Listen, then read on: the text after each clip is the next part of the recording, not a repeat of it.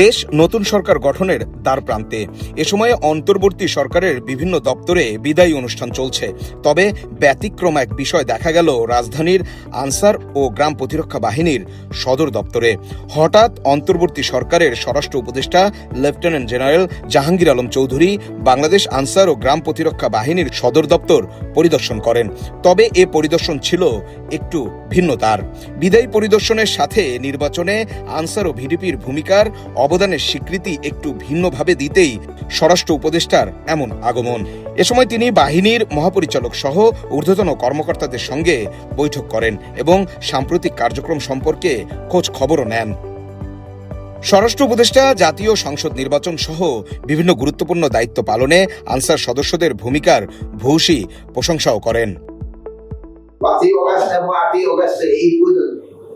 একমাত্র তোমরাই কিন্তু মাঠে দিতে পারছো। এবারও কিন্তু তোমাদের 5টা ব্যাটালিয়নে যাবে। এত ভোট কিন্তু রিক্রুট কারো ক্ষেত্রে দেন, এটা তোমাদের ক্ষেত্রে দেওয়া হয়েছে।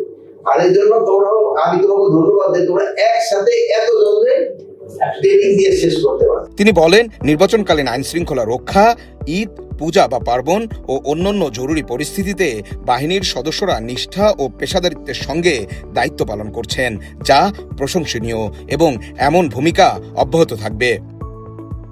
তিনি অন্তর্বর্তী সরকারের সময়কালে বাহিনীর বিভিন্ন উন্নয়নমূলক উদ্যোগের কথাও উল্লেখ করেন। এর মধ্যে নতুন 5টি ব্যাটালিয়ন গঠন, 3000 সদস্য নিয়োগ ও প্রশিক্ষণের মাধ্যমে আইনশৃঙ্খলা পরিস্থিতি নিয়ন্ত্রণে সক্রিয় ভূমিকা পালন, আনসার ওয়েলফেয়ার ট্রাস্ট গঠন ও সদস্যদের চিকিৎসা সেবা নিশ্চিত করতে গৃহীত বিভিন্ন পদক্ষেপের প্রশংসাও করেন। স্বরাষ্ট্র উপদেষ্টা উন্নয়নের এই ধারা অব্যাহত রাখার নির্দেশনা প্রদান করেন। বাহিনীর সকল প্রকার কর্মকর্তা কর্মচারীদের দেশপ্রেমে উদ্বুদ্ধ হতে সততা ও দায়িত্বশীলতার সঙ্গে কাজ করার আহ্বানও জানান। এ সময় আনসার ও গ্রাম প্রতিরক্ষা বাহিনীর মহাপরিচালক মেজর জেনারেল আব্দুল মোতালেব সাজ্জাদ মাহমুদ স্বরাষ্ট্র উপদেষ্টাকে তার এমন আগমন উপলক্ষে বিদায়ী অনুষ্ঠানে স্মারক উপহারও তুলে দেন।